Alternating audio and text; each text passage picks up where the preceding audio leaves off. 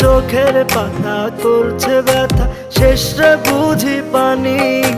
রক্তগুলো টলমল ঝরবে এবার জানি। দু চোখ আমার অন্ধ হোক, বন্ধুর পাশে অন্য লোক, কেমন করে দেখবো আমি এমন অবিচার। খোদার কাছে মোনাজাতে বলি বারে বার, কেন সে প্রাণ বন্ধু হইল না আমার। নই কি আমি তার যোগ্য, নাকি আমার এমন ভাগ্য, এত ব্যথা সইতে আমি পারবো না যে আর।